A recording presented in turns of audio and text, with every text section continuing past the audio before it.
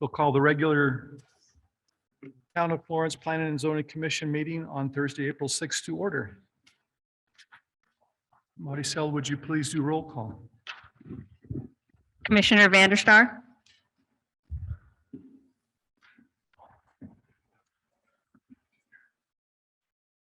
Oh.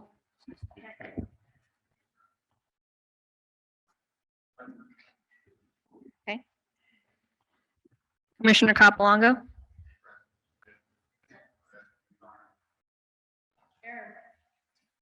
Aaron. There it is. What he?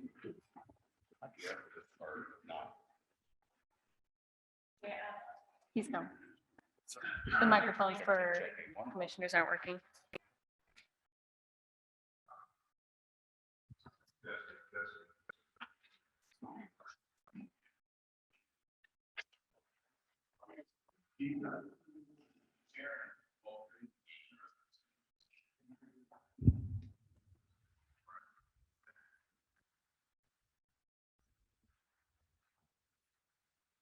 We will pause for a minute so our virtual audience can hear what we're saying.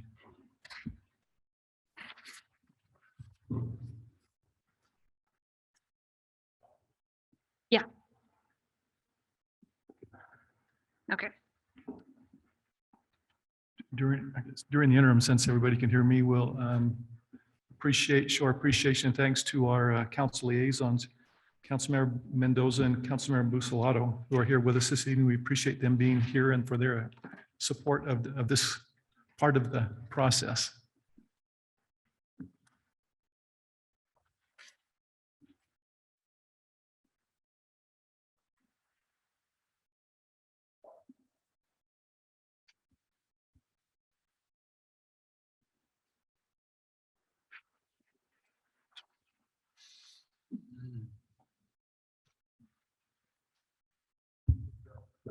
Try now. Yep. All right, testing. All right. Okay, Maricel, please continue. All right. Commissioner Pro, Present. Vice Chair Adam, Present. Chairman Frost. Present. We have a quorum. Thank you very much. This evening, Vice Chair Adam will lead us in the Pledge of Allegiance. If you would all please rise. The flag of the United States of America and to the republic for which it stands, one nation under God, indivisible, with liberty and justice for all.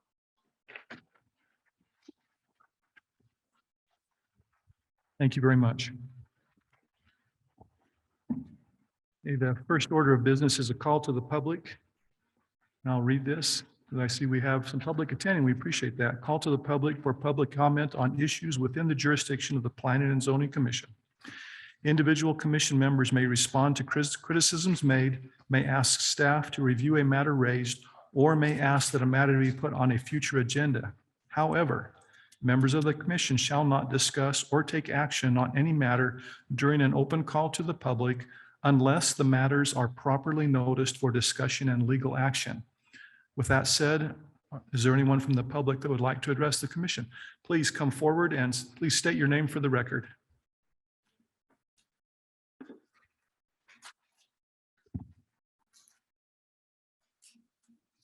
I'm Bonnie Variola, 2149 West Cheyenne Drive in Maricopa County.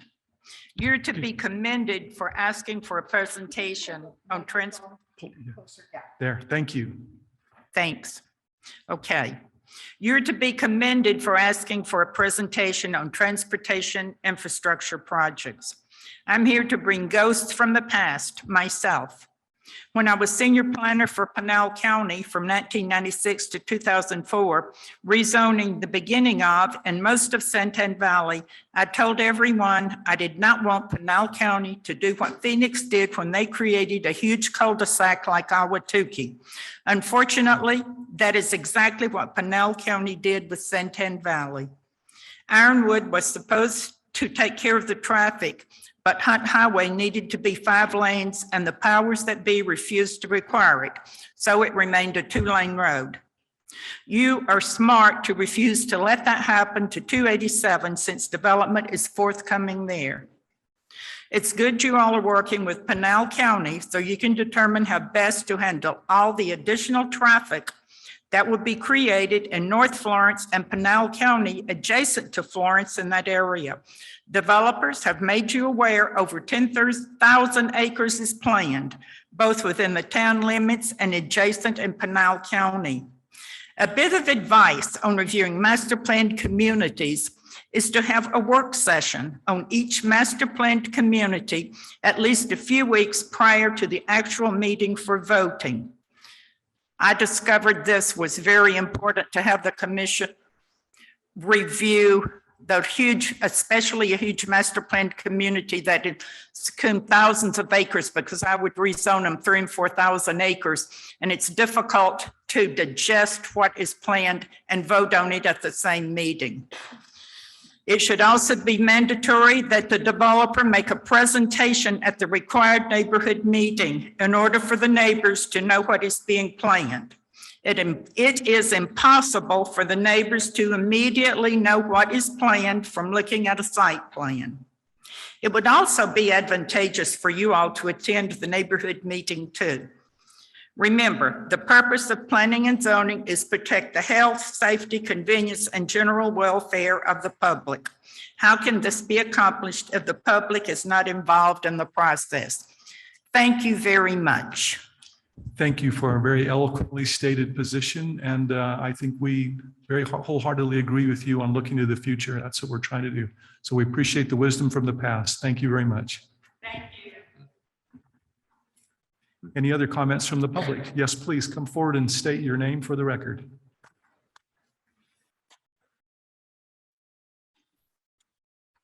Good evening, Chair and Commissioners. My name is Courtney Ramirez, and I'm a lifelong resident here in Florence. And I echo a lot of what Ms. Bonnie said. There's so much happening around us, and a lot of us are very afraid with the inadequate roads and the high density. And most importantly, we know Langley is kind of in the works with 16 acres across from Centennial Park, which is already going to be a nightmare with Western Crossing. There's no roads. And the fearful thing is that 1,600 acres that once it's zoned and we lose what could potentially be commercial for jobs and nothing but rooftops, that's even a little bit scarier. A lot of us are a little tired of all the high density rooftops coming in. We want jobs.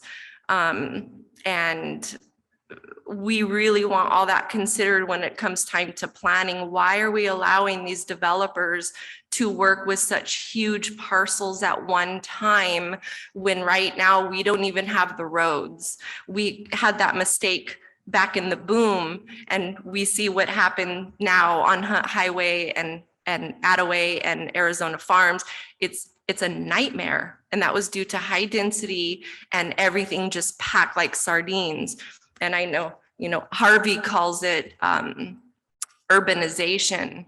We don't want Florence to turn into Phoenix so fast right now, let alone Maricopa. I attended the meeting online when the El Dorado people were here bragging about what they did in Maricopa. That is a dang nightmare right now. And they were so proud of that. And now they're flashing all their stuff with what they want to do near F Mountain, near Anthem. That's, 40 something hundred acres. And how many homes is that proposed to be? And are we really going to allow these developers right now to work on such huge chunks of land right now and approve zoning, which can't be undone when there's no infrastructure to support this stuff? And I also want to state for the record, I live in Centennial Park. I've been there for almost 30 years, and Western Crossing is right next door. And I have voiced my concerns many times to council and many times to staff and to Chris Salas about the dust and the trash that multi-billion-dollar developer is allowed to do, yet the city of Florence is coming after the property owners because of weeds in our yard. Yet D.R. Horton has piles of trash that's blowing into our neighborhood next door, and the dust is atrocious. And Pinal County happens to coincidentally lose the dust complaints. Well, the city of Florence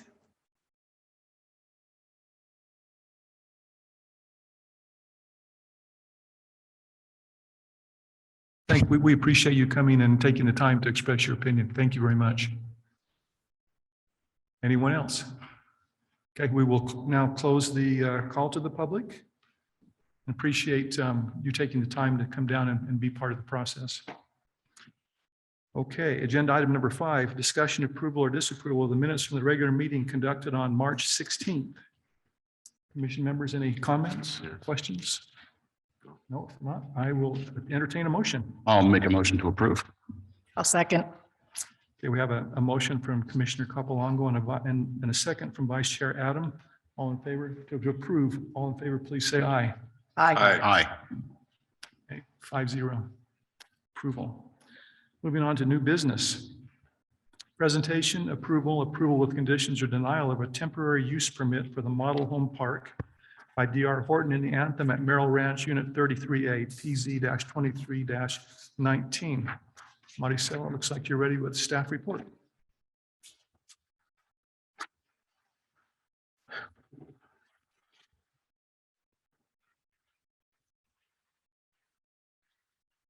This first item is for a temporary use permit for 2 years, which is the longest you can go for a model home complex at Anthem Merrill Ranch, Unit 33A.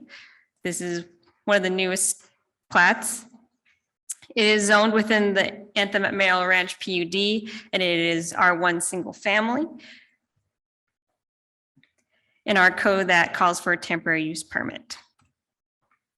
So highlighted in the gray, you will be having the parking and then the model itself, including these 2 other ones, but they're for construction. They're not exactly the models. The model home complex will include the 4 lots. One will be parking for the model home itself, which will be a sales office. Another will be used for a construction office. And the final 4th lot will be a parking lot for that construction staging. Overall, the intended uses are for a sales office, which will be the complete home, a parking, and then construction staging. This also includes an ADA restroom for people to use. The model home that will be constructed will eventually be converted into a home once all sales are complete. As for the other lots, they will also be turned into single-family homes once all sales are complete and construction is done. This is a site plan of what they're looking to complete. You have your parking lot for your model home. Then you have the model home itself. The garage will be converted into the sales office, and that's where the sales will be happening. And then the rest of the home will be to show what's within most of these homes. And then you'll have a mobile office for the construction workers. That will be removed when time comes for it to be taken off in construction. And then you also have construction parking.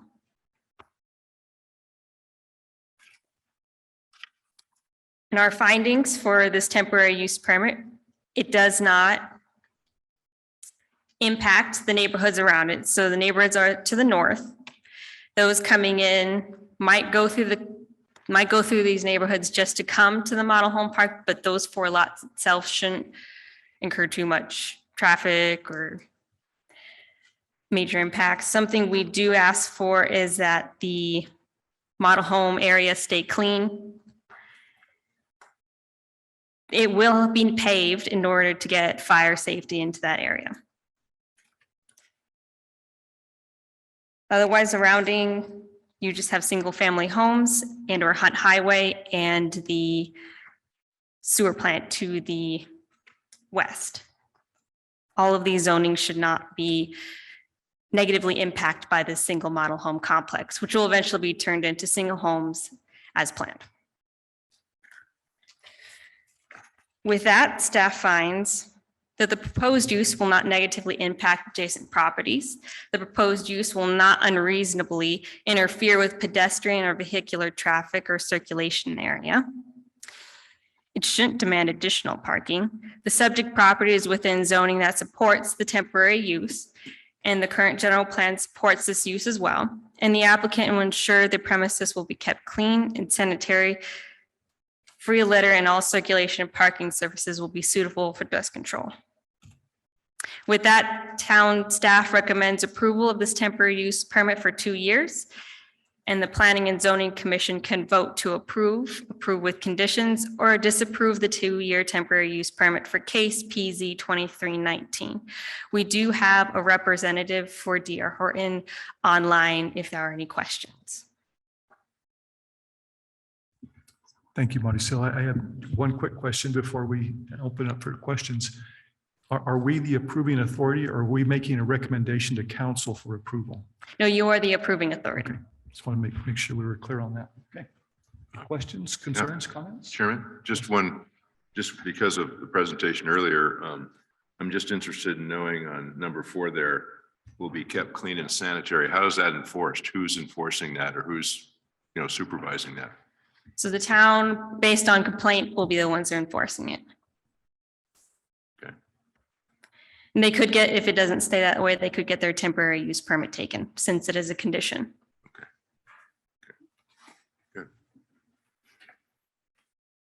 Yes. Maricel, I guess this is just sort of a clarification because I was a little bit confused. The request says it's for a permit for a model home complex, but their application says it's for a sales office and construction purposes. I kind of understand why it's said that way, but if someone was querying this in the future, they might see model home complex when really this is a model home that's being used as a sales office, so to speak. It's not really so it's just a clarification of the wording for the future. I understand what's going on, but I tripped up on it a little bit when I saw one thing and then read another. So I'll remember for the future. okay, with that, commission members, entertain a motion on this one. I'll make a motion that we approve PZ-23-19 temporary use permit for 2 years for Anthem at Merrill Ranch, Unit 33A, with the stipulations by staff and the resolution of the correct titling. I'd second that motion. Okay, we have a motion by Vice Chair Adam and a second by Commissioner Pro for approval of this. All in favor, please say aye. Aye. Aye. Any nays? Okay. Okay, moving on. 6B, presentation discussion by Pinal County representatives on future transportation infrastructure projects. Maricela, do you have any lead-in comments on this one? We do have representatives here from Pinal County. Celeste Garza will be presenting on Pinal County's transportation update.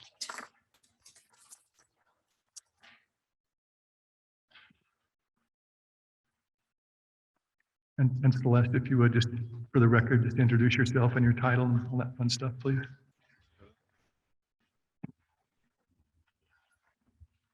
Good evening, Chairman Frost, members of the commission. My name is Celeste Garza. I'm the Assistant County Engineer with Public Works. I oversee the capital improvement program. I've been with the county almost 17 years. So a lot of the Hunt Highway that you see built today are projects that I've worked on. Some of the work we're doing down south is probably another thing that, will come to life soon too. So on the agenda today, I wanted to cover some projects that surround the town of Florence of importance to you all. So particularly Hunt Highway, what's happening in and around this last and final phase that we have that remains. I'm also going to talk about the State Route 24 extension. So this will be picking up where ADOT's left off and carrying a southern parkway down south to Arizona Farms Road alignment. We're also going to talk about the Attaway Road design concept report. The town of Florence approached us recently on looking at a holistic plan for Attaway Road and how that would look if it were widened and the cost undertaking to get that done. And then I have our Public Works Director, Andrew Smith, with me today. He's going to highlight some of our ways that we're going to preserve the future as far as our Regional Transportation Authority and our maintenance gas tax. So on this first slide, we're going to talk about Hunt Highway. Over the past, several years, we've invested close to 35 million in the Hunt Highway corridor. It starts all the way from Ellsworth and it works its way down to what we have built at Magma Road. This final phase that we'll be taking will stretch from the Magma Road alignment down to Franklin. So Franklin is where the Anthem section picks up the widening again. We would be working on that 5 miles and widening to 5 lanes in the entire corridor. The big heavy lift in this section has been an acquisition of Gila River Indian Community. On your map here that you see today is the teal area of Hunt Highway. It's taken several years to get through their process, but we've got appraisals at this point. So we're just finding out what they're going to charge us for a 75-year lease. So we won't even get a perpetual easement through there. In 75 years, the county will have to figure out how to pay for the land rights again in that time. So this is going to be a partnership with the town of Florence. I just found today that the council approved the IGA. We just thought that it was under review by leadership staff, but that's great news. Everything was ready to go, so we will get it scheduled for a board meeting. This will start that design segment as well as starting to define the land acquisition. The pink area that you see on that map is the town of Florence limits. So there is a state land acquisition that'll have to take place from the Magic Ranch area to Franklin Road to try and figure out what the state's gonna, what the acquisition limits are gonna be and how much land would need to be acquired through the state land process. So this will also include coordination for widening the at-grade railroad crossing. So that does go through the Arizona Corporation Commission for approval. It goes before a hearing. They have, it's a very lengthy process. It can be, and they oftentimes don't grant at-grade widening. It puts their rail service at risk. So they ask that you close 2 or 3 other crossings that you have throughout the county in order to widen that one. So we'll have to make some considerations there. So like I mentioned, we're going to begin the design and hopefully we'll have that design completed in the April timeframe. We'll begin coordination with the Union Pacific probably around October, which will be the point where we're at 60% level design, and start that process and see what that's going to look like and going through the hearing process. So we don't have any funding for construction set aside now. The county completed a 3-lane design. This wasn't 5 lanes, it was 3 lanes back in 2020. And the estimate for construction was $12 million. So it was expensive. We're trying to find resources for funding, which I believe, the town has started that discussion for their portion in the legislative level to try and get some appropriations there. All right. State Route 24. So this is a great map here. So the State Route 24 connection at Ironwood is where everything terminated. In August of 2021, ADOT's Tier 1 record of decision put the north-south corridor 4 miles east of where we would have liked to seen it. We didn't think that this pink area where Santan Valley folks were going to drive 4 miles to then go 8 miles back to where they needed to go. So we hired a consultant and we asked them to look at other alternatives. One of those was one of the evaluations that the Tier 1 provided, which is west of the CAP canal. In that scoping with them, we asked them to start the development of a design concept report, as well as a traffic demand analysis. We wanted to have some data to support the decision that the Parkway project needed to be west of the CAP corridor to be of the most use and traveled. So we started also the NEPA process. We've started the environmental component for the use of federal funds for the State Route 24 all the way to the US 60, as well as the first phase of the Parkway down to Ocotillo Road. We've obtained a right of entry from the State Land Department to begin that environmental process. And we've started coordinating with land development owners. There are some significant land master planned communities in that area where we are trying to get ahead and trying to provide a regional route for people to go north-south, being that Hunt Highway and Ironwood are not going to serve the future. Don't let this next map scare you. So this is the data, for the traffic data from the report. These volumes that you see here are in the thousands. So the left side is volumes without a parkway in place, and the right side is volumes with a parkway in place. So I've highlighted some on the left side where you're seeing 120, 90,000 cars on the Hunt Highway corridor. And then with the parkway, it's still 81,000, which is significantly a lot, but there's also 70 to 80,000 people traveling on the future parkway.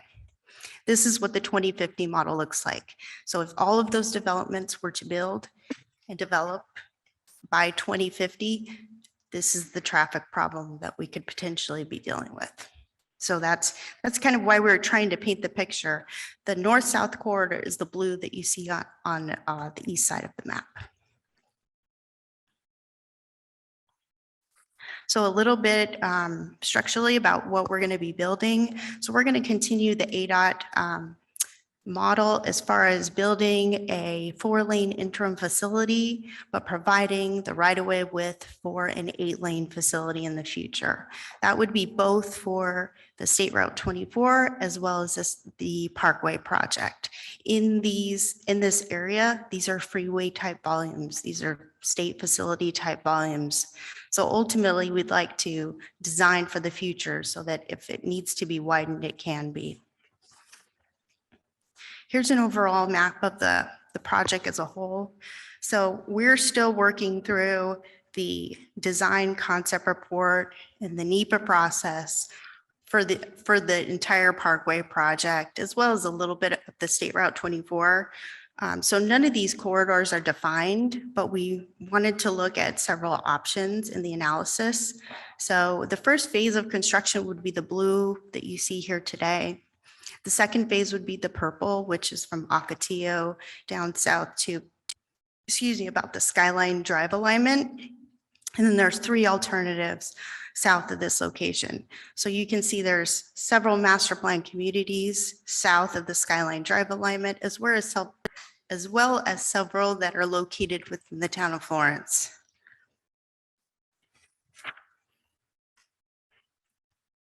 So where we are today with that project, we've received 15 million in a legislative bill supported by Representative Cook and the East Valley Transportation Infrastructure stakeholder group chaired by Senator Farnsworth. So we're beginning the right-of-way acquisition of state land to be able to start acquiring what we need for the 24 as well as the first phase of the Parkway. The county's also applied for a federal raise grant for some of the construction funding. And then in March, we have a 15% submittal, which is basically an alignment defined that's went to our stakeholders for review and comment on that initial phase. So we're continuing to lobby through the state legislature. We have 35 billion that has passed House and Senate appropriations, and it's now with the Committee of the Whole, or the COW. So on the horizon, we have a public meeting planned once we have that DCR draft in hand, where we'll start taking this information out to the public so they can provide input and help us make these decisions, as well as trying to finalize that design concept report or that engineering judgment by the end of the year. So I put some dollars down here. We can't afford to even fund the first final design phase, which is $12 million, and the construction at 98 million. So it's very expensive. It's a heavy lift, and we're asking for state support to try and get this done. Attaway Road. So this is a project that the town brought to us to try and look at. This was before the Coolidge situation that happened recently. But on the north end, you'll see the pink area is the town of Florence. The purple area is the city of Coolidge. And in between is the Gila River wash, where we have our bridge crossing, and it's under county maintenance. So we're starting a concept report to look at a traffic analysis. So what the 2 intersections either side would need in the interim, potentially things that we can figure out how to partner on some interim improvements. It's also going to look at the bridge. So the bridge was built, I think, in 1986 or somewhere around that time. Anything done in the Gila River, there's oftentimes cultural resources and environmental impacts. So we are looking at that holistically to try and grasp what would it take to be able to get that done, as well as drainage analysis, right-of-way acquisition. I'm sure there isn't right-of-way to widen to a 5-lane facility, but we want to get an idea of what that cost is going to look like for the future so that we can plan for that. So we're looking at report completion by the end of the year. We just got the consultant on board, and we're going to have a kickoff meeting with the cities and towns to talk about that moving forward. All right, I'm going to hand things over to Andy to talk about an update to the Pinal Regional Transportation. Good evening. My name's Andy Smith. I'm the Pinal County Public Works Director. Let's just say I've been here since 2005. I took a 3-year sabbatical and came back to work, and I'm enjoying it. So maybe you won't make that change tonight. I guess what I'm going to try and do, I think I might try this in another approach. I'm going to take these slides kind of out of order. Based on some of the comment that I've heard tonight, we have, our challenge is education to the public. And part of the challenge that we have is that the public thinks, or they're under the impression that their property tax pays for transportation. And as far as Pinal County is concerned, that is furthest from the truth. Our tax comes from a 19-cent gas tax, which was established probably, it was even less than 19 cents back in the early 70s when they created the gas tax to begin with. And that 19 cents since 1991 has not changed. So as we all know and understand, the cost of living has gone up, the cost of resources has gone up, everything has gone up except our gas tax. And our gas tax is 19 cents a gallon. That's what the county actually submits to the federal government. And then we even get less than that back because we are a donee state. So that's just as a way to kind of put things into perspective. The federal government, we give them $1 and they give us 97 cents back. So that's part of our challenge as well.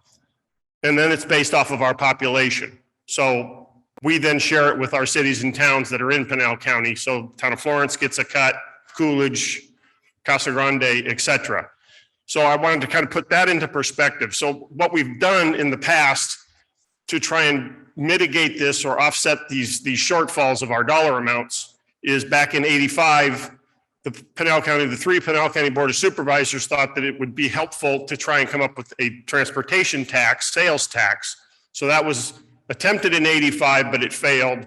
And then it was tried again in 86 and it succeeded. And so then there was so since 1986, 86 or 87, I guess I should look at my notes, but we've had a half-cent sales tax that we've shared with the cities and towns throughout Pinal County. In 2005, it was up for renewal and it passed handedly again for that revised or that update to the extension of that or that sales tax.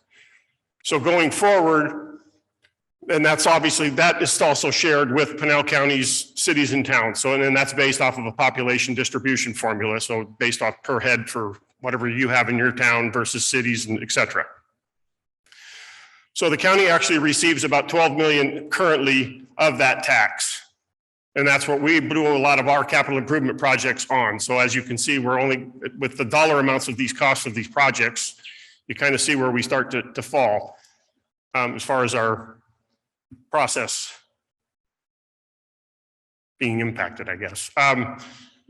We have hired High Ground as a company that is a public relations firm, and they're in the process now of helping us to come forward.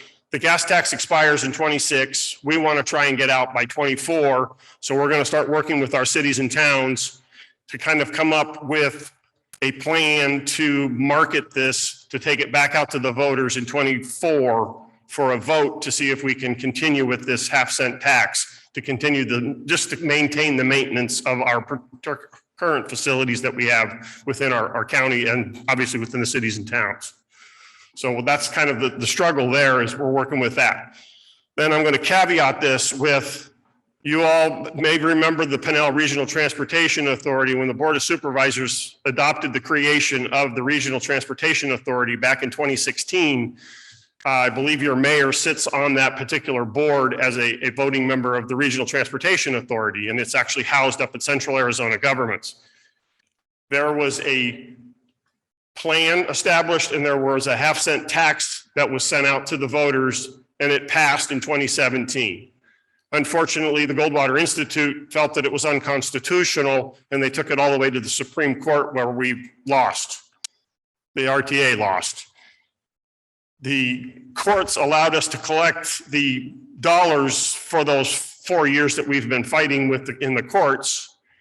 And now it sits in an escrow account, and it's to the tune of about 88 million. And now there's quite a little discussion going on, shall we say, at the state legislature as to what to do with that 88 million. So the board, as well as a lot of elected officials, are trying to figure out how we can get that back to the Pinell County residents, because that's where it originally came from.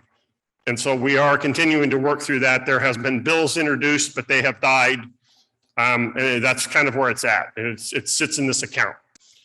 Unfortunately, the downside of this is the plan only lasted 5 years. And so now we're going to be past that 5-year period. So we now have to go back out for a regional transportation plan and a tax. And so the RTA is now deciding and trying to determine how to go forward with that particular component.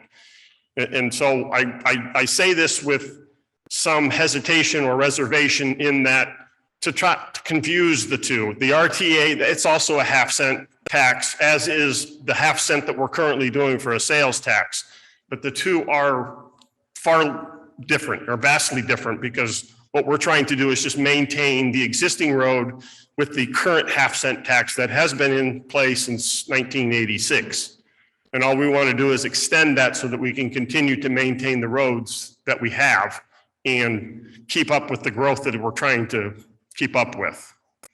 May I ask a question, or would you Please. like me to hold it to the No, end? please, Okay. please. I think I'm just about done with what I've got to say. So I probably do a little better with the questions anyway. So when you're referring to the gas tax that comes back to the county, is that what I hear town managers call HERF funds? Exactly. Highway Okay. User Revenue Fund and VLT, correct. And then I believe I read after the Board of Supervisors meeting that if we don't get this half-cent gas tax passed, the county is looking at no new roads, that all you'll have money to do is repair and maintain existing. Correct. But I would caution, I would not caution, I would try to correct. It's a half-cent sales tax. It's not a gas tax. Because the gas tax is the only thing that the federal government and the state are actually the ones that implement that particular tax. And that's the one you're going to try to get ahead of and educate the public on. Honestly, what we really need to do is we need to get educating the public on both. And this is just my conundrum that I'm trying to work through right now, because it's still somewhat early. We have to educate the public that property tax does not pay for your roads to be maintained or to fix your potholes in front of your house or do grading, et cetera. Property tax goes for public safety and other things, parks, et cetera. We need money to be able to help maintain the existing pavement that we've put down. And if we let the pavement go too long, it becomes more expensive to repair and replace. Comes that away. Exactly. And so what we're trying to do is we need to figure out funding sources to give forward. Well, I guess, it just drives home the point that Celeste made in all these new drawings and everything has no funding. If we don't get these taxes passed, those drawings are just shelfware. Correct. And we are trying to get ahead of the development and so that's why we're working with Harvey and his crew to kind of make sure that wherever we take this road, it minimizes the impacts to the development, but yet it's still going to serve their development needs, and we can work with them and trying to provide them with letting us have some donated right of way so we get enough of the roadway width that we need to build the ultimate facility. And I assume that's something that we can negotiate with these developers. Thank you. Make him, no. And if you would please, half-cent sales tax on one side gives the county $12 million to maintain roads. Half-cent sales tax over here with the RTA gives us 88 million. Can you compare and contrast the county versus RTA and how those funds are? Well, the RTA would have to come up, the RTA would come up with a regional transportation plan. So in concert with the RTA board, which is the mayors of all the cities and towns and one member of our supervisors, they would establish a regional transportation plan, and then that plan and that tax would have to go out to the county voters, Pinell County voters in the cities and towns, and they would vote to say yes or no. And there would be a vote on the plan and a vote on the tax. So they would know what they're getting into, what they're being taxed for going forward. And then the half cent is just anything that you buy and sell here in Pinell County, cities or towns. Half cent of that goes towards ours. That 88 million's been collected. That 88 million is already, it's sitting in a bank account collecting interest, and But how many years has it been collected? since April of 2017. I just wanted to make sure that everyone here in our viewing audience understood the difference between those two and how 5 cent on one side equals 12 million and 5 cent on the other side equals 88, but they're two separate entities. And I just wanted to make sure we understood that. Yes, and that's actually a combined from all the cities and towns. The 12 million that I'm referring to is just what Pinell County gets in the unincorporated. I don't know exactly what the full dollar amount is. It's probably upwards of 20 million that then is distributed, and our cut is 12, and the cities and towns get their portion. I would continue to emphasize that we need to stay local, buy your gas local, because all of that stays in the county, city, town. Very good. Does that conclude your presentation? I believe it does. Okay. Commissioners? Then I think we have questions if you had any. Yeah. Commissioner, questions? Well, question, the 19-cent gallon tax, it's been in effect since the 80s, you said, or whatever that date was. Certainly, yeah. So there's the volume of gallons from then till now has increased exponentially. So the 19 cents a gallon, but it's on many, many more millions of gallons of gasoline sold. So I don't know what that revenue is. You didn't mention that, what that is, but we share in that 19 cents as a state. And that revenue is then shared within all the other cities and towns and counties throughout the state of Arizona. So who prioritizes how that money is spent? It's actually based on I know I'm trying to be politically sensitive. Don't worry about it. In my opinion, it's somewhat of an archaic formula that was developed many years ago, back in the mid 80s, when they came up with the tax. There was a formula that was established to say HERF would be divided up like this. And that's how it's been doing that since 85. And it was based off of a resolve of communities, cities and towns and counties throughout the state of Arizona got together at a place called the Casa Grande Resolves, and they came up with a formula. Well, there's many, as I said, there's many, many more millions of gallons of volume over time to the current point. As well. And then what we also have to start to factor is electric vehicles are now 10% of our transportation, but they pay no gas tax. They pay no user fee. And so that becomes a problem as the more, and I'm not trying to bash electric vehicles, but there's got to be a way to say, just because you drive an electric car, you're still tearing up the road as well. Yeah. So we need to figure out ways to compensate for that. Yeah. Well, you mentioned, public safety, the funding from real estate taxes are applied to public safety. Well, this is a major public safety hazard right now, Hunt Highway and Arizona Farms. Mm-hmm. The way it exists, the traffic that's there have been people that have been hurt and even killed, and it's almost on a weekly basis. So in my mind, that's a public safety issue. Mm-hmm. So we're way behind here. I mean, I hear you talking, but we've got to take some action here. This area has grown just in the 10 years I've been here. So let's do something. So I didn't not wait till 2026. Well, yeah, that's true. So on part of our half cent sales tax, this capital year is putting up a temporary traffic signal and widening for a southbound left turn lane at the Hunt Highway Arizona Farms intersection. So that will happen this June. Well, that'll help.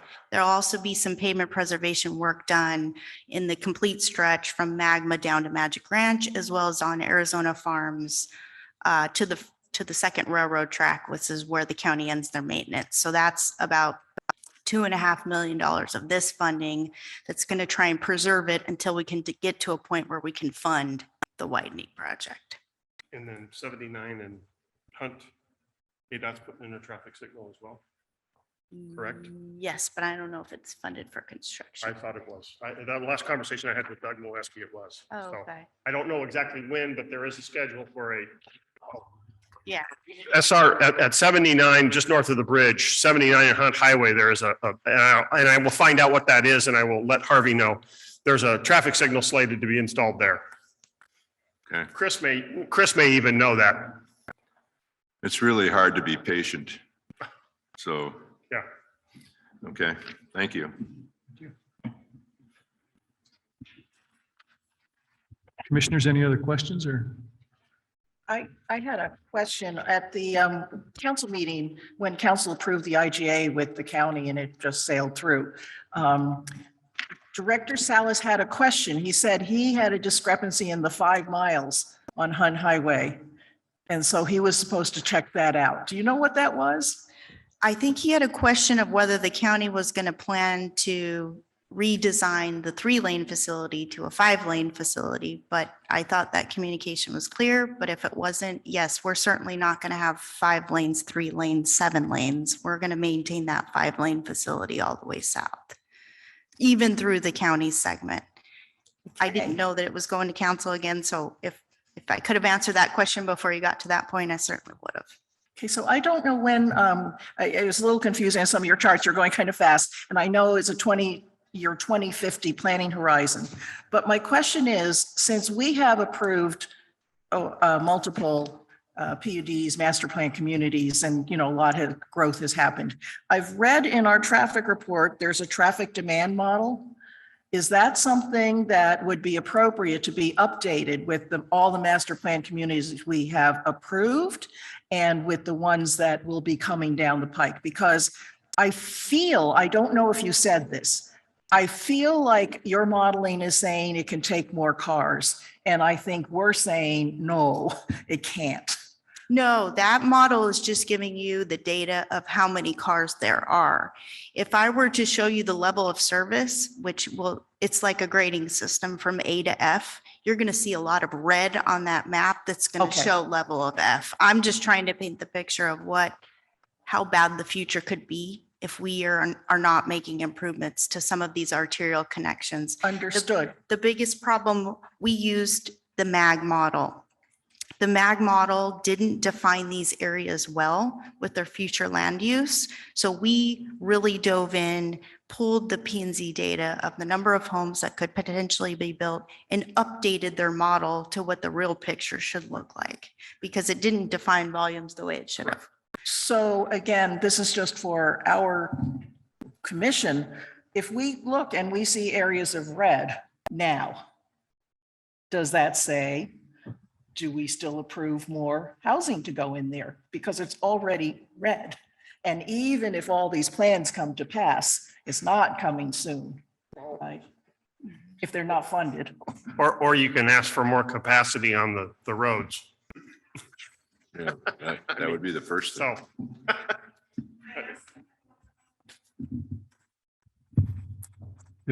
Just a second, when questions are all done here right now? Okay. Well, actually, Sorry. and it could be, actually, it's 2 random things that my brain's just gone random. You were talking about the EVs and how they don't pay. That sounds like a simple fix at motor vehicle, just registration is more, figure out what's the most, how much gas does the most fuel efficient car do? And then you stretch that out and there you go. I'm sure somebody much smarter than me has already thought of that. With all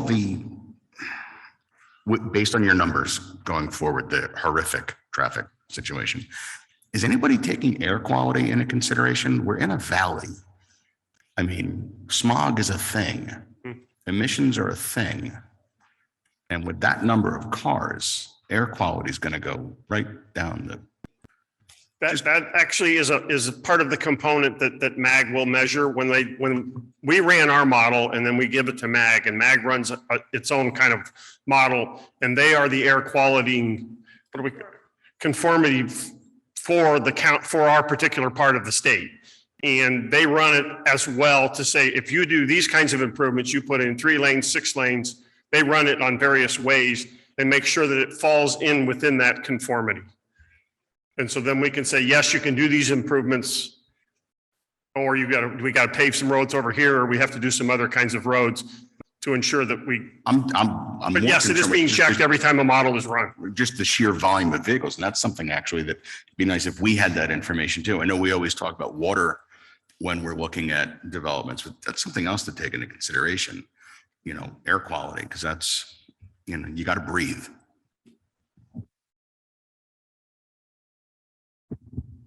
Good points. And we have 2 members of the public. I'll give you each 1 minute, okay? So which would you like to go first? This is kind of irregular, but I'm exercising my prerogative, so. It pertains to what I said earlier and to what y'all are talking about. There's impact fees, and the developers, when I developed some of them along highway, asked me, Bonnie, why doesn't the county let us build beside our developments at least 4 lanes? And I said that because one developer didn't want to, the county manager would not let the others. But the impact fees are the developers, let them pay for the increased traffic that their communities are going to serve. Because I don't know if Florence charges impact fees or not, but I know some of those big developers are more than happy to pay. Well, they will if you tell them. And this is what I tried to make my speech to y'all. It's up to you as citizens of the town to impress upon council to have development pay its way. Thank you. Thank you. Please, 1 minute. Thank you for this opportunity, truly. So, and I'd like you guys to confirm with Pinal County, and I'm so glad you brought that up, Mr. Capolongo, because a couple months ago, they did a public hearing of the horrible air quality in Pinal County right now. Pinal County, I believe, is in big trouble with the air quality. So something to think about and something to confirm with them, because I was in that meeting. So, and I believe that money is tied up for like 3 to 5 years. That's why the taxpayers didn't want to vote for another tax. And everybody was trying to push the taxpayers to vote for 469, not even telling people that 417 was in litigation. So, and now they're trying to keep pushing and pushing and pushing. And Pinal County had spent $250 million on Lucid that's now crashing. So where has the money in Pinal County really been going? You know what I mean? And so anyway, but the air quality. So thank you, and confirm with Pinal County. Thank you. Thank you for your comments. Okay. This was just for our information this evening. We are taking no action. So Andy and Celeste, we appreciate you taking time to come down and better educate us. And we might have you again in the future to keep us on top of things. Oh, and can we get a copy of the slides? That would be great information for us to have. Perfect. Thank you very much.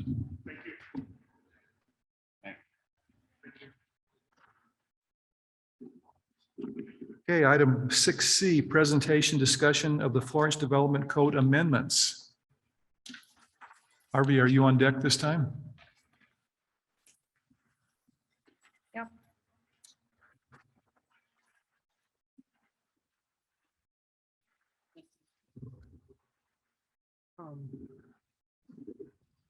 Chairman Frost, Vice Chair and members of the Planning Commission. It's been a few months since I addressed you regarding proposed code amendments to the zoning ordinance. it was, I think it was back in October of last year. I went over a whole litany of items. And since that time, we've done a lot of refinement of those issues, as well as added some new ones, deleted some others, took your feedback, did some research, and we've got it to a point where it's close to being finalized. So before we have schedule a joint work session with the commission and council, I think I wanted to update the commission on where we are on the amendments before we have another meeting and get any further feedback, since it's been quite a bit of time has passed since then. Let me move it.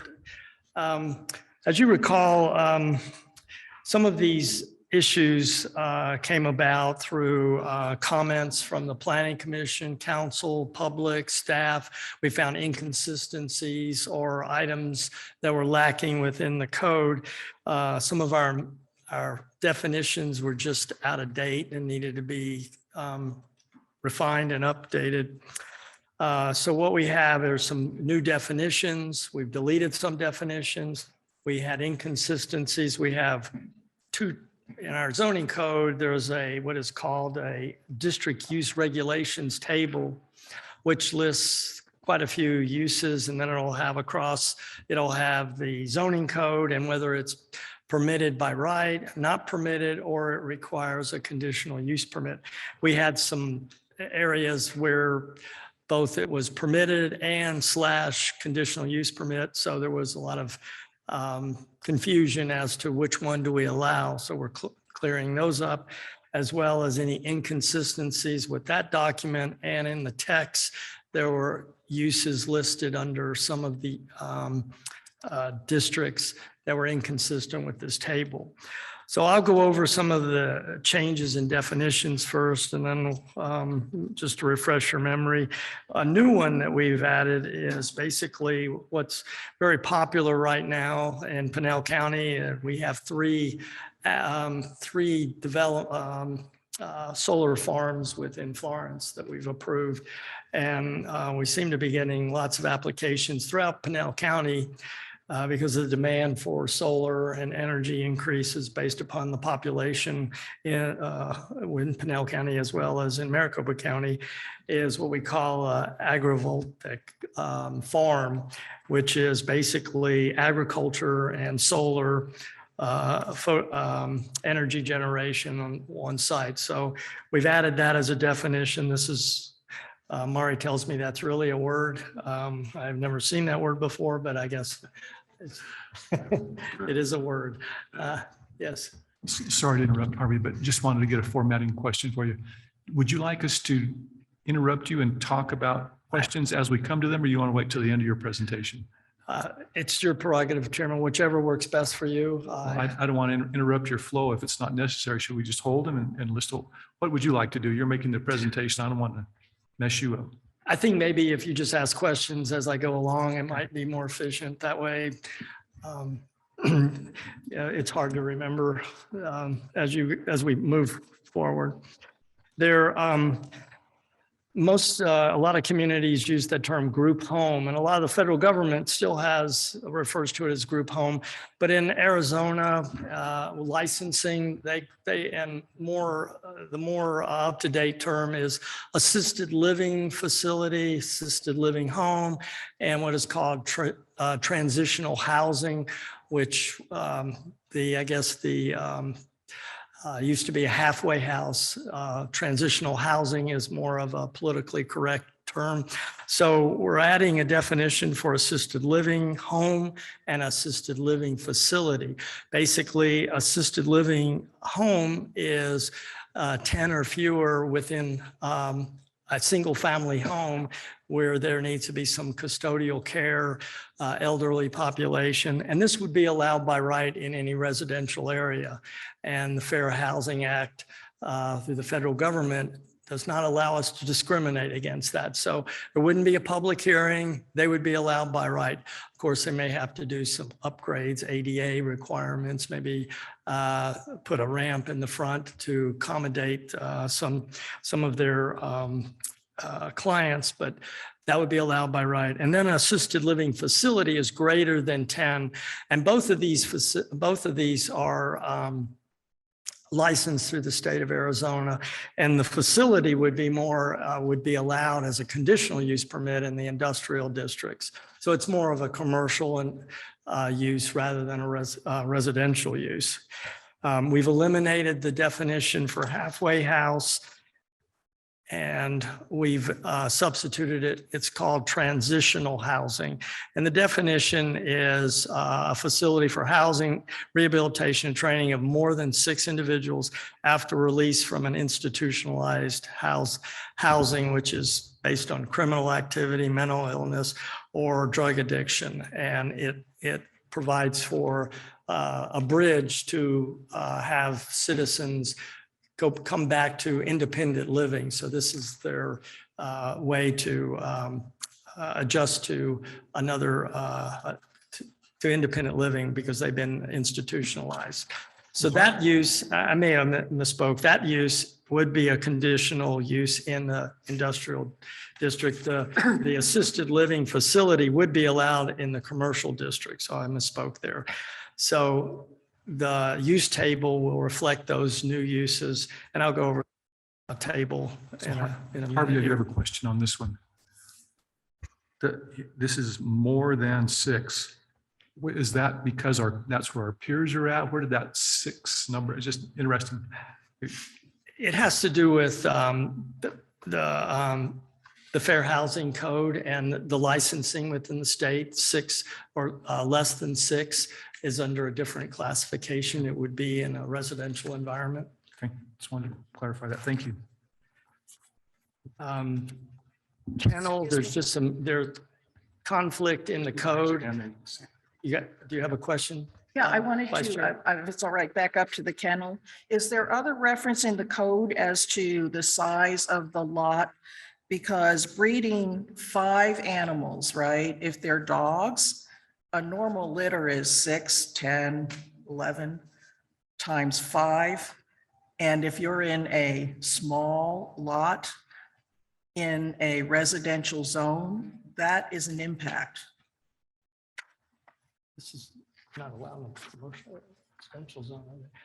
No, I don't believe, there's not a size requirement for a kennel. It's just what we're doing here is just, there's an inconsistency. There's one section in our code that deals with animals, and that has 5 or more is the definition for a kennel. And so what we're doing is just zoning, the zoning code provides for 4 or more. So we're just making it consistent. So with- the other references to 5 or more are 5 or more what? And are they in residential areas? That's not allowed in a residential area, is it? I wonder if you could take a look at that because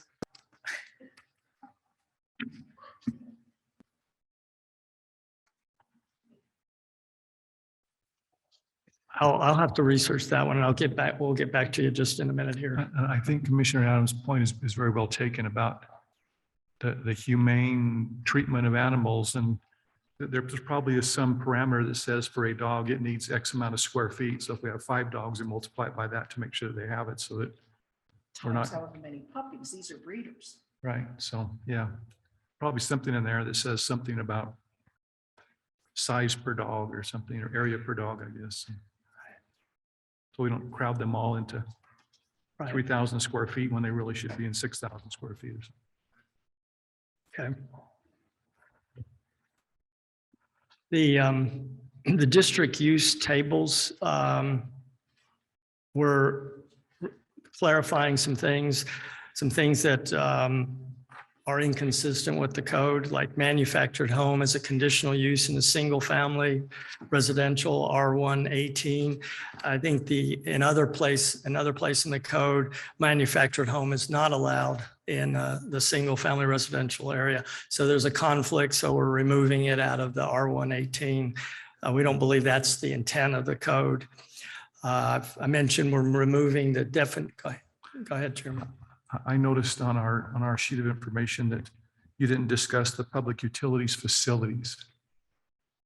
That new definition that's in there, did you mean to skip over it for an hour, or was that? I can go back. Let's say I got, So I do have a comment. The genesis for this was, if you recall, we had public utilities buildings, and the town proposed a water building, water barn, I guess is the term they used. And it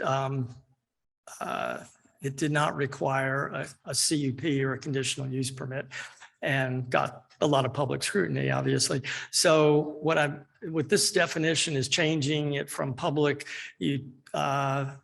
buildings, public utility buildings, to public utilities facilities, to broaden the scope of it, to require a CUP in all districts within the town. So the public would have an opportunity, the planning commission and council would have an opportunity to review any proposal for a new water well, a treatment facility, anything with wastewater and water. And that's the intent of changing the definition and broadening the scope. I'm sorry, I didn't go over that. That's okay.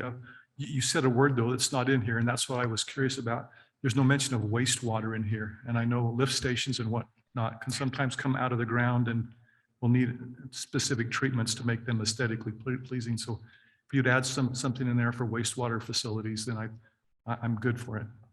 Okay, Whether that's pumping stations, lift stations, or treatment facilities. right.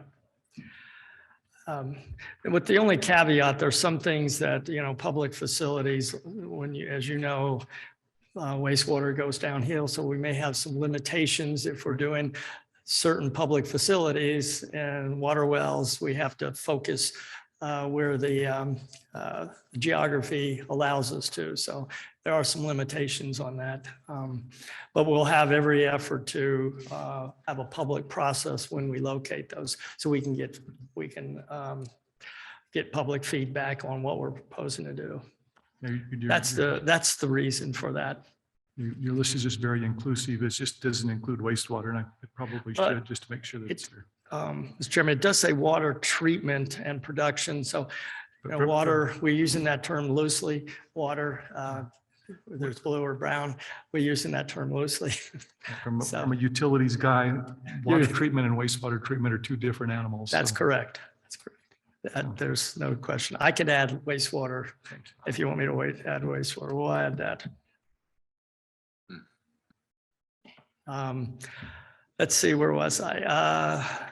There's some that we're adding. Well, I told you we're deleting group homes. We're substituting that for assisted living home, assisted living facility, as well as transitional housing. We're adding a tattoo establishment. We don't have that right now in the neighborhood business district as well as downtown. Some of these uses you may not agree with, but I feel like we need to address some of these uses in case we do get requests. Rather than having a code that's silent on it, it's better to have some regulations so we have control over where it goes, rather than being silent and then having to arm wrestle with applicant about where it's allowed. So I just say that with caveat, because some of the uses that are going to come up, I know later in this presentation, some one or two commission members, one in particular, may not agree with. Just happens to Who sitting do you next mean, Harvey? Who do I mean? I won't mention any names, but the guilty has spoken. But anyway, so for instance, assembly within a closed area, that's churches, movie houses, allow that as permitted in the B2 and the TRC, which is very similar to the B2. And I don't even believe we have any area zoned for that at this time. And requiring a CUP for a church or a movie within the B1 and the downtown area because of parking issues. So that was the primary reason for that. Go ahead. Excuse me. So an example would be a church. Church. Right, Thank you. exactly. Enclosed assembly within a closed area would be a church, Harvey, as you're movie going to- theater. If you're going to the next one, I have a question. Maybe you can satisfy my curiosity prior to getting into that. And that's the next one about gasoline dispensing in service stations. And I know there's a strategy for requiring a strategic process for asking for a conditional use permit. This is just interesting because these are the business B2 and tourist areas. Seem like those are the natural places where you're going to find gas stations. But we're going to require a conditional use permit. And I know there's a reason for doing that, but you could just re-educate us and me in particular. Well, the gasoline stations, access is really critical with a gasoline station. So it requires site plan review is real critical because and they like to locate in intersections and curb cuts, and they like to have lots of curb cuts, and you have a lot of high turnover with traffic in a typical in a gas station like a QT, Circle K. I'm sure you've all been there, and it's critical that you look at the circulation. And I thought having a public review of that in a commercial area is important rather than having just staff do it independent of the public review. That's the purpose in that. Thank you. Public, private, or parochial schools requiring conditional use in the TRC district. I think that's, like I said, we don't have any area zone TRC. So it's kind of we're just making it consistent with the other districts that it's has a conditional use permit. Right now, a quarry is allowed by right in a heavy industrial district. And I don't think we want to allow a quarry just by right. I think we should have a public review of that and a conditional use on that And mining operation. I know mining operations also fall within the purview of the state. Is this stepping on anything with our interaction with that? I don't believe so. The Okay. local government can have a say in location of that, as well as they have state licensing. Let's see, I've already addressed gasoline and service stations. The reason we're changing it somewhat, it's labeled P/C in the B2, the CRC, the LI, and the HI. And we're just making it noted as only a C in the B2 and TRC, and then just permitted by right in the industrial. Kind of went over that in the previous slide. Manufactured home sales are noted also as permitted and confusing. Once again, we're additional in both the commercial and industrial, and permitted by right in the heavy industrial area. A provision in our current code that breaks down pharmacy with 10,000 and less than 10,000. I think it's sort of an maybe this, I think it was this was done to a common farm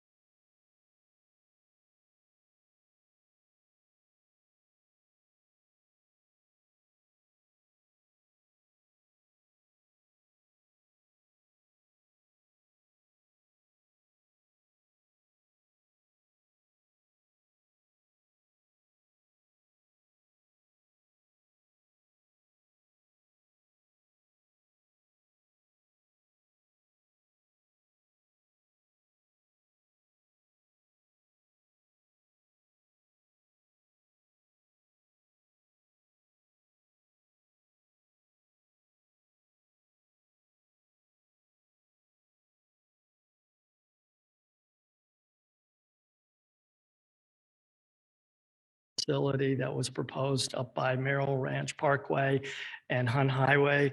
And that was a situation where it wasn't addressed in our B2 district.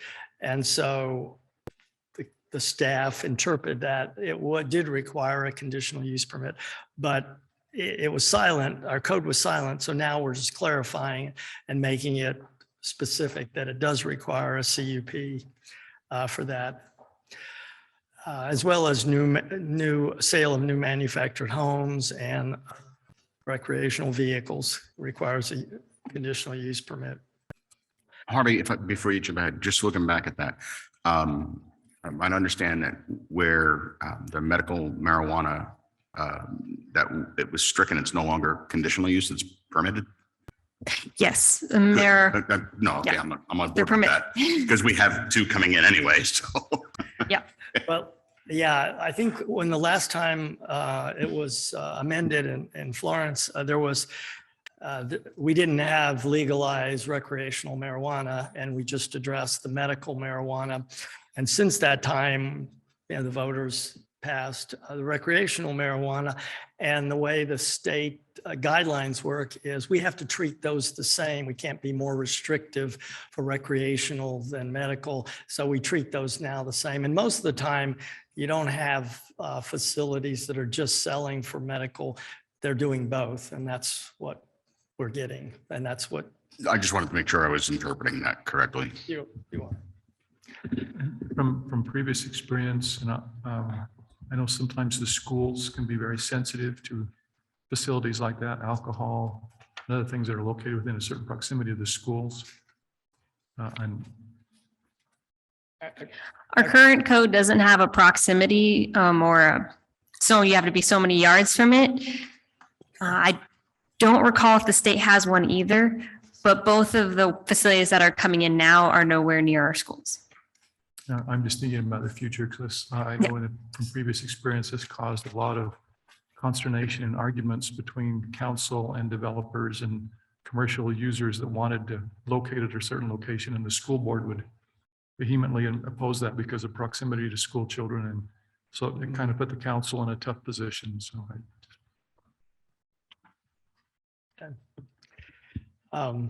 Moving on, this is something that's, I don't believe we discussed this in October. It's something that I find that we need to have clarify and expand on. It's how we treat plan unit development processing. Most of this is processing and how we treat a PUD. So a planned area development can be used as what I call used as an overlay, or it can be used as a standalone district. So, and most cities do it this way, and most cities and towns do it this way, and so does Florence. So if you file a PUD as a standalone district, it's processed usually one action by the planning commission and town council, as well as an overlay district. Usually there's just one bite of the apple with zoning. So as the commission knows, we have what is called a preliminary plat and a final plat. And there's two steps in that. Usually the preliminary plat is where you evaluate the roads, the layout, the circulation, how everything works together, and the commission makes a recommendation on that. And then the council sees a final plat. So it's a two-step process. But in zoning, there's only really, it's a one-step process.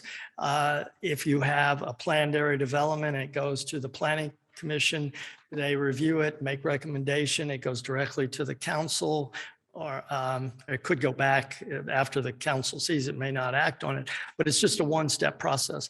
A lot of cities and towns have a two-step process, and I think that we need to have a two-step process. I know the development community, not real excited about this probably, but what is called a preliminary PAD and a final PAD. Just like we treat a plat, we have a preliminary plat and a final plat. The way Arizona law works is a platting is more of an administrative function where you have lots and blocks. We have specific criteria of what we do, we evaluate with a subdivision.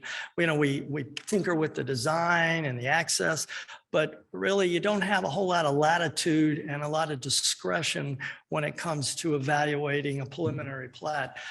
But with zoning, you have a lot of discretion. You have, the council has tremendous amount of discretion on what they want to see in a zoning application.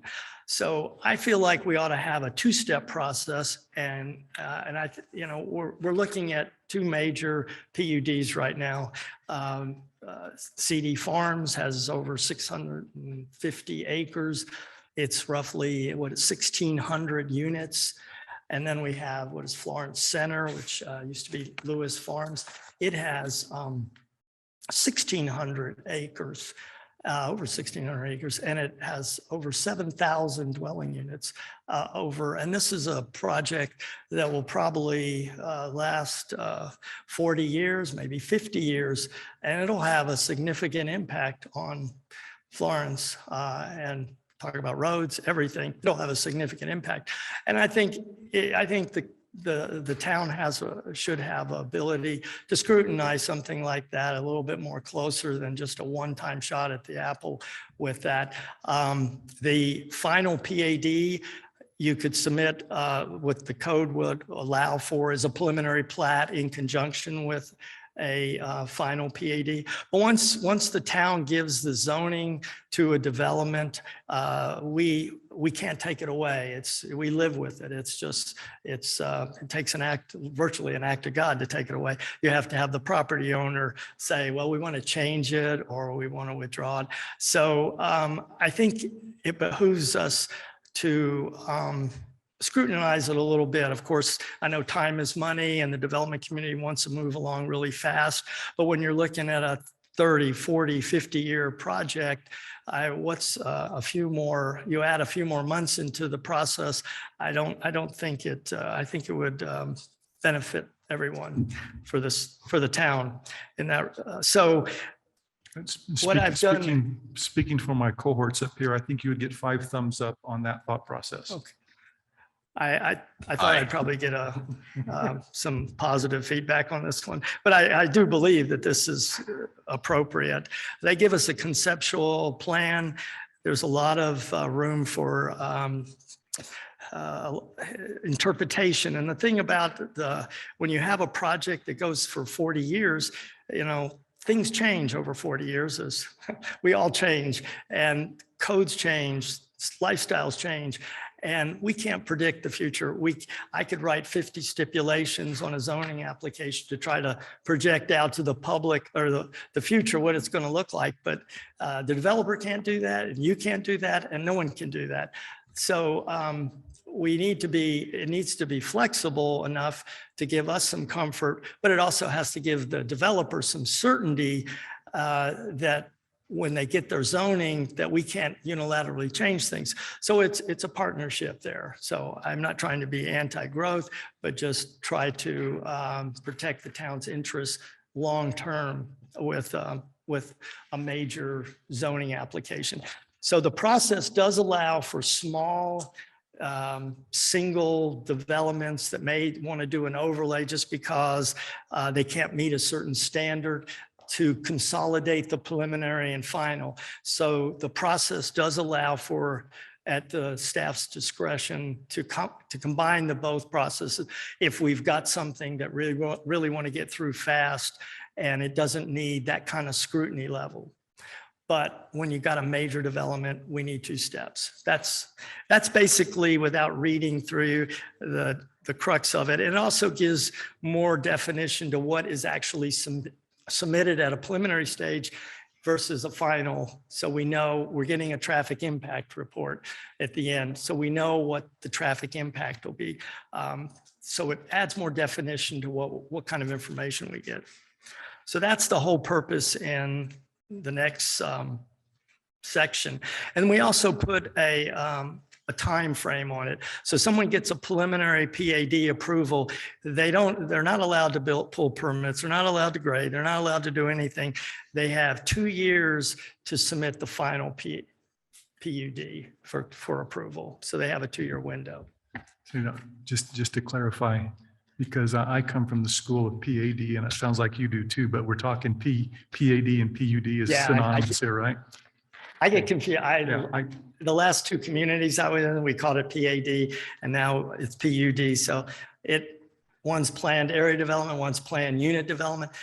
They're synonymous, but so I apologize for, I know my cohort over here to the left always corrects me, which I appreciate. So did you want to entertain comments on this whole section at this point in time? Excuse me? Did you want to entertain comments on this? Whole Yes, did you have section? any comments? Just had a couple. On what would be our page 7 of 10 at the top, the open space system, including general statement regarding ownership and maintenance. I know as part of the general plan, we did a trails component.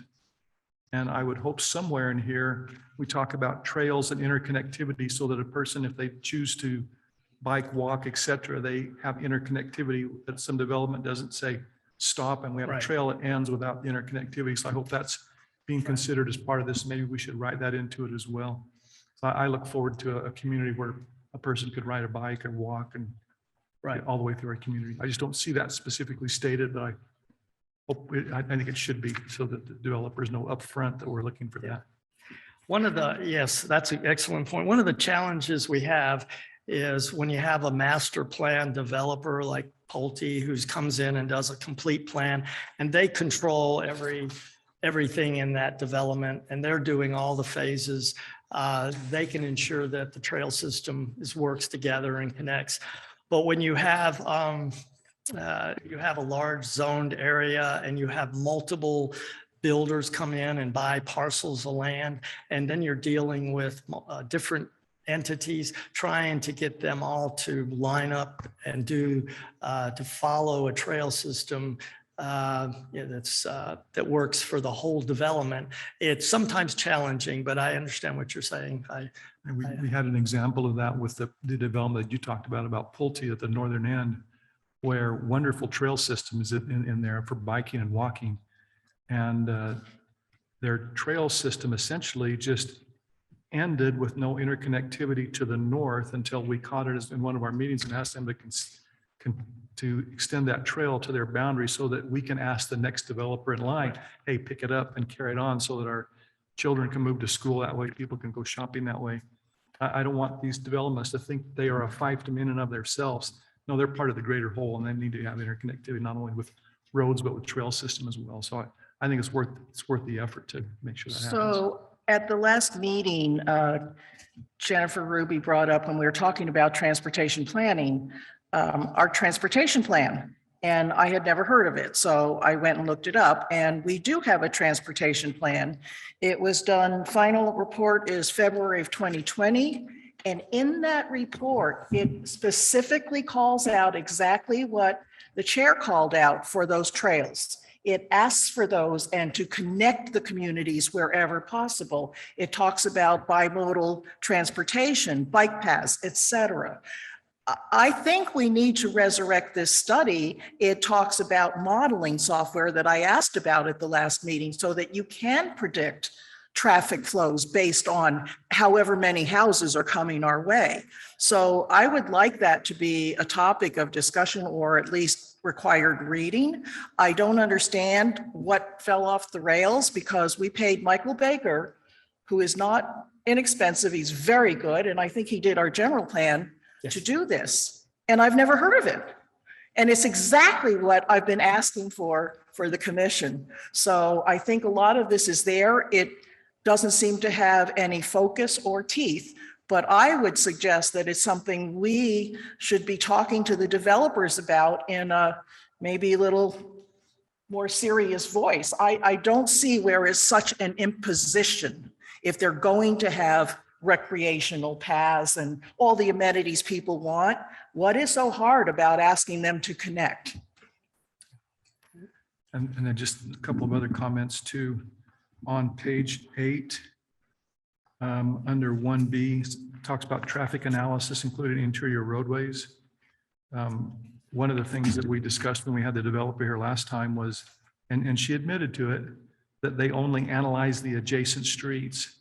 I believe we need to figure out a radius that will work for us, whether that's 1.5 miles, 2 miles, and look at the area of impact versus just their little development and how the adjacent streets. And we need to put in here, I think, that you will look at the impacts at a certain radius. And I guess while I'm on this soapbox, I think we need to look at impact fees because they'll be impacting traffic signals at a distance away from them as well. And traffic signals right now are costing, I think, about $450,000 an issue. So we need to get those people paying their pro rata share of that. And then my last thing I think that I want to talk about here is on that same page under 1D, standards including demand and capacity analysis for municipal systems such as transportation, water supply, sewage disposal.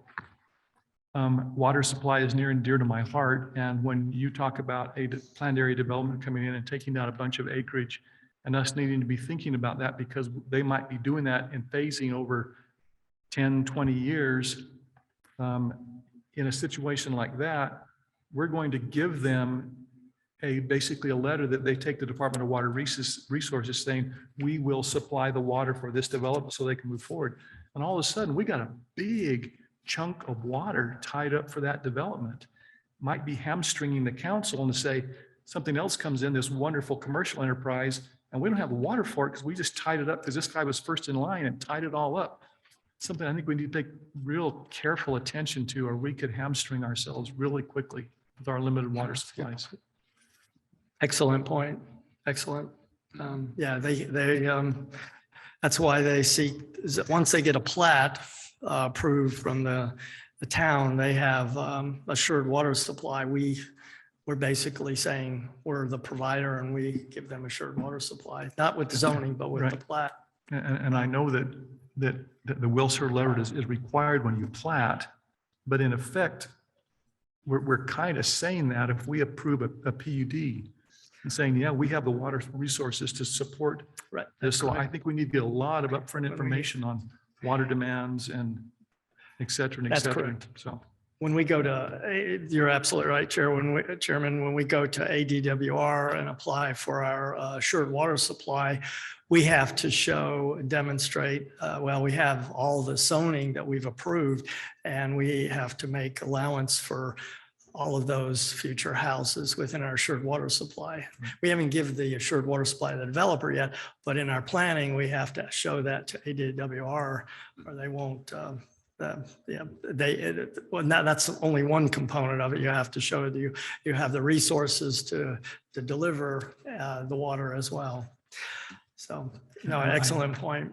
And I fibbed, I did have one other. On page 9 of 10, the top paragraph up there, paragraph 1, it talks about the American flag and how it will be displayed.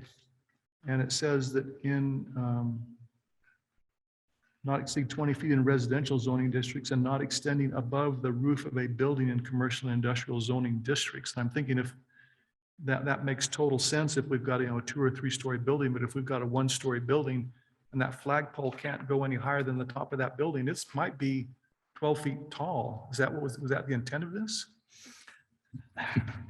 I believe that you have that provision. We had an issue where there was no limitation on the flagpole on a commercial building, and it's so not exceeding 20 feet in a residential district. Houses, typically the maximum height is 30. 20 is pretty residential. I don't have any problems with it. It's the above the building, the commercial, and not exceeding the roof line of the building. right. And that is a little restrictive. We might be challenged on that. If the commission feels like we ought to loosen that. But what height do you go? 40 That's what I mean. feet? If we're gonna put a 20-foot in residential, why don't we just look what our peers are doing and say, and I'm just pulling something out of the sky just for discussion. Is it 30 feet? Is it 35 feet? What is the right number? And I'm kind of like you, I'm kind of bothered sometimes by some of these businesses that put one that's, 100 feet in the air, basically to draw attention to themselves, not to reverence our flag. Exactly. And and the concern is using that flagpole to advertise grand openings and different things. We can take a look at Your- that. What if we To your stipulated point- not more than 10 feet above the top of the tallest part of the building? 30 feet is Well, generous. no, but yeah, but no, but, Did- you know, did you- because then you have a 5-story building and you can go 30 feet above that, just say 10 feet above the top floor of the building, not to That would exceed work. however many feet, regardless of the size of the building. So if a building comes in and it's 20 stories, hey, you got to max out at 30 feet. Because on a single story building, I think I'm out of compliance already. Uh-oh. So not to exceed 10 feet above Yeah. the roof. 10 feet above the roof line. I mean, it Feet just, above the building? That makes sense. 10 feet above the roof line or a maximum of 40 feet or something like that, whatever it yeah, works out to whichever be. is, yeah. Okay. Hmm. All right. Thank you. And now I'm done, I think. Commissioners, any current concerns, comments, questions, or You additions, covered- edits? Covered everything that I had down. Wow, Result really- you did great. Are you gonna walk us through this table now? I have a question. Ari knows exactly where I'm going with this too. I don't recall, and I honestly don't recall. I thought we had talked about not allowing payday loan establishments entirely. Not allowing Payday loan payday establishments. loans. I know you did mention that. And last time I thought we agreed, I thought we decided that's a business we don't want. Can we legally exclude that? I don't I want know to get it- us in a mess here. I know it's a use that no community wants and it's undesirable use, but the problem is just if the code is silent on it, we, we're going to be confronted with, well, where do we put them if they come in and we say, no, you're not allowed in town? We might have an issue with that. And instead of that, we put them in industrial district. I mean, we've tried to limit it. I think we're better off trying to regulate where they go rather than try to Oh, fight with them when they actually come in. Well, I mean, if we're not gonna draw a line in the sand and, pick a fight or back down from a potential fight, if we have to even entertain the idea, I can, rather than saying permitted, make it conditional use everywhere. Right, because it says here requiring conditional use in neighborhood B1, but permitted in highway B2. No, conditional everywhere. Okay. These are parasites. I understand. I understand. I understand. Yeah. And I'm sorry, I don't like backing down from a fight. Yeah, copy that. Mhm. So moving along. On Harvey, what- she's got a question over here. Doesn't have anything to do with Bring it payday loan places, but I haven't seen anything about like Airbnbs or short-term. rentals. Am I missing that somewhere? I know I've been seeing like Scottsdale's having a big thing about this right now because the neighborhoods are getting tired of having new neighbors every day and it's creating havoc. So I was just wondering about that. If I've read correctly in the state, we're not allowed to say that they can't go here or in a residential area. Like, right. And we can't restrict them or tell them they can't be there. I have to double check that, but I remember researching this part and we can't restrict them from going there, but we can make sure to get their information. or have them do a business license. So we know who to go to if there are complaints or issues. Can we, and I'm sorry to piggyback on that though.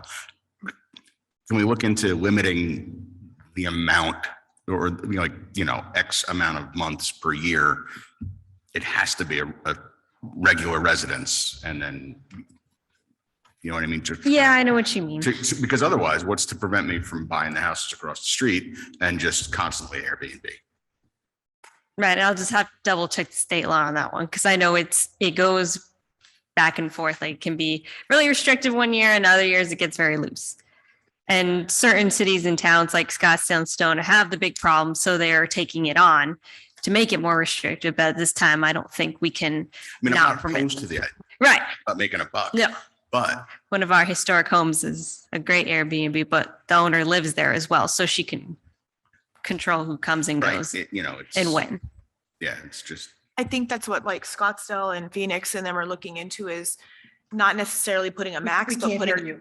putting a minimum, not necessarily a maximum time that somebody can stay there, but a minimum, like they were having problems with people coming in on Friday, that group partying all night long, and then another group coming in the next Saturday and partying all night long. And so that's kind of looking into. So it would just be something that we want to be proactive about, looking forward to, because they're already having issues. And with big events here, like, and all the events that we're starting to hold, it may be something that's coming our way, especially like with Country Thunder. And yes, it's only a few times a year, but they're fighting that battle, and why not jump on board and be proactive? this is probably something both our boards should get together on. We should probably do a joint We thing will. about something like that. We can look into that. Chair, we'll look and reduce the research and we'll propose something in conformity with the state law. So, and see what other communities, I know Sedona.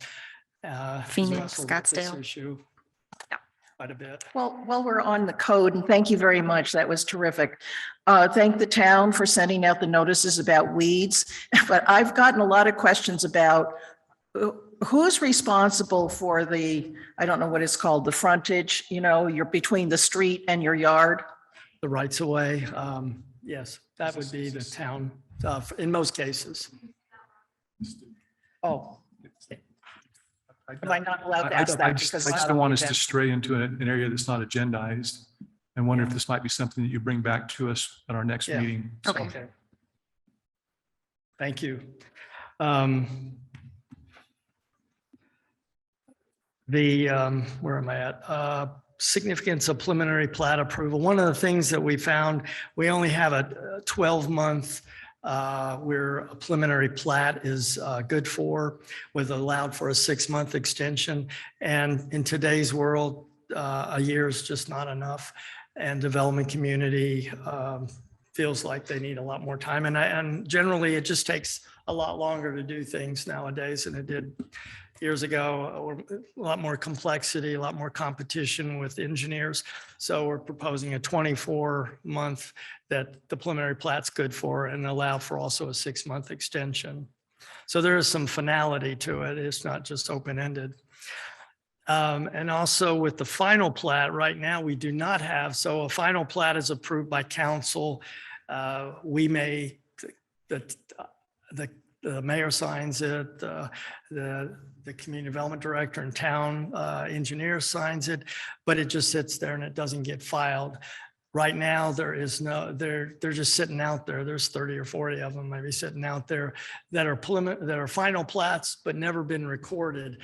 So they're not technically ghost plats. They're just they're in that kind of a limbo. So we're proposing that they need to be, if they're not recorded in 12 months, then they're expired unless they seek an extension, because the code change, our engineering standards may change. So if we approve a final plat and let's say 10 years goes by and our standards are different, they have improvement plans that they're going to build to, but those improvement plans need to be revisited. So we need to revisit that final plat. So we need to put a time limit on that. Okay. So that's the purpose, and the 12-month, which is, I think, pretty reasonable. It also allows the developer to get his financing in order.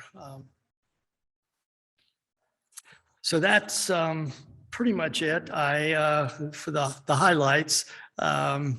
So what we're looking at is taking the amendment, processing it per the, of course, Arizona revised statutes and the Town of Florence amendment process, and taking it to a work session with the Planning Commission and Council and discussing that. We'll add, are there any other burning topics that we didn't, I know we didn't talk about off-track bedding,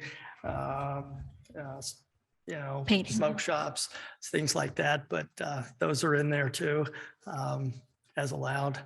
I'm not crazy about pawn shops either. Off-track betting, I don't care Pawn about. shops are off. But between That's why the they're two, part of our life, whether we, I apologize for how it printed out. It just, the paper was never big enough to get the full list from Excel on there. So I apologize if it's kind of I think the last page, broken up. I did address it in the last page. You have this, but in a smaller version. yes. So if you look at the last page, I believe it lists the storage of automobiles, and we've talked about that, the solar farms, shooting range, indoor, outdoor shooting range, personal services. We kind of threw that together with spas, and I think that's already in there. Off-track betting is new, pawn shops are new, and payday loans are new. And you said payday loans as a conditional use permit Yeah. in both districts, in the both commercial districts. Harvey, one other thing that I'll bring up just because I'm not reading fast enough. Adult bookstores and related type activities.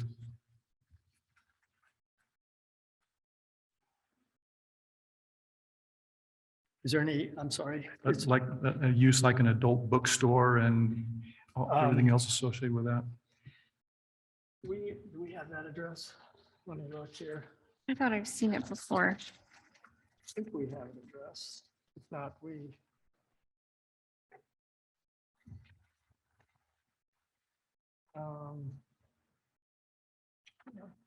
We can't address that unless Fred has some objections to that. Just kidding. So I guess that's one of those, if it's not in here, whatever make the sure proper we- name for that is I'll probably make should sure be. we address it. Yeah.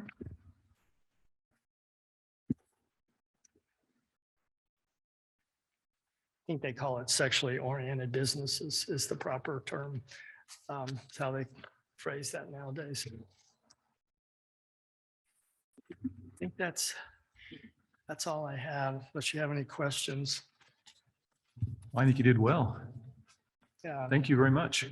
you're welcome. Thank you So, for your and just, patience. you I think we're mentioned, getting close. you mentioned the process. Is there a timeline for the process when we would expect a joint work session or?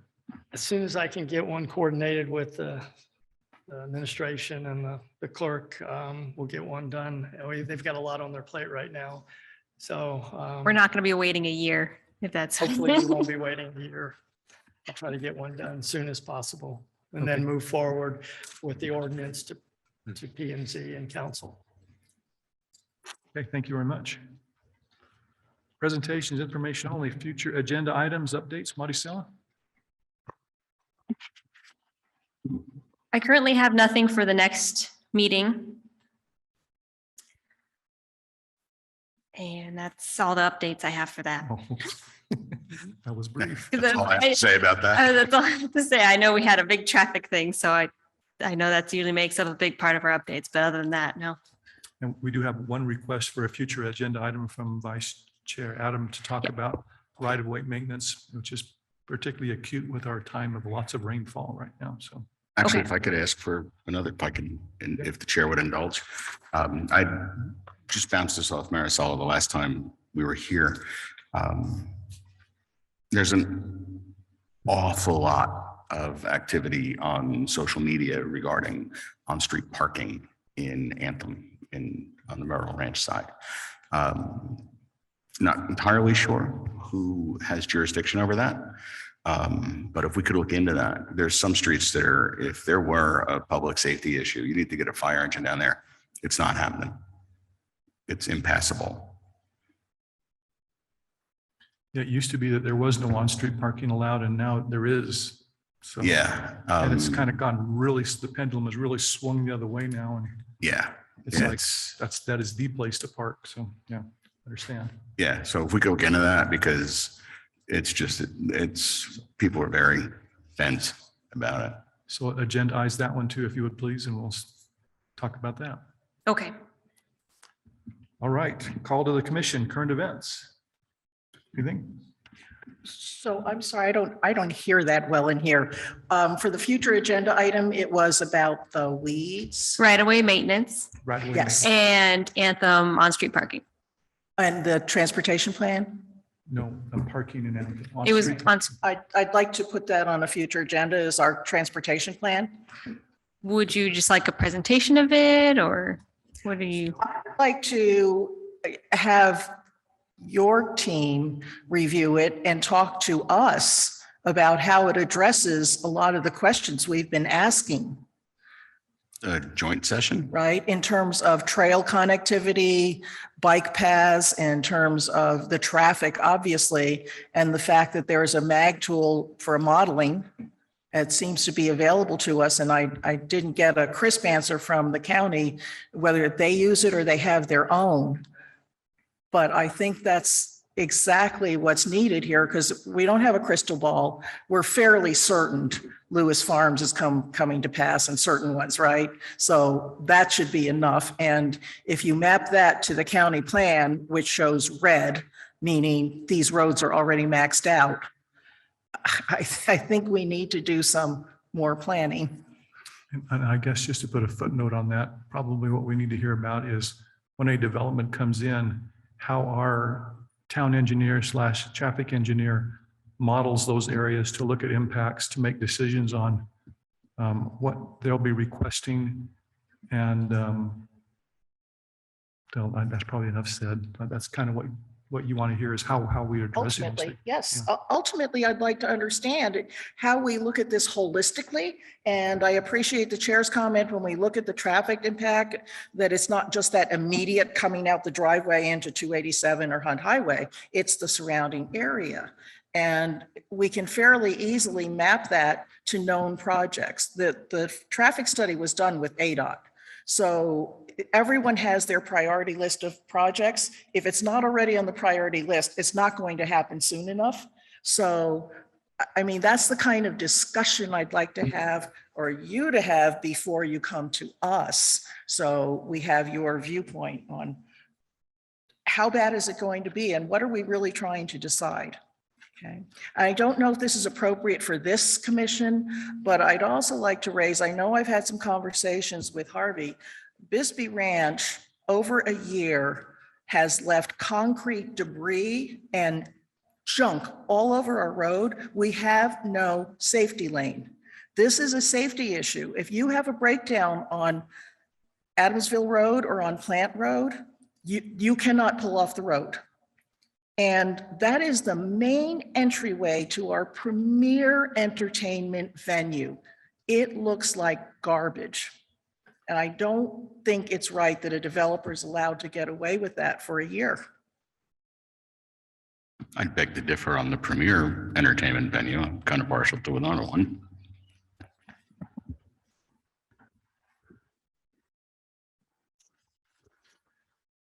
And with that, our favorite motion.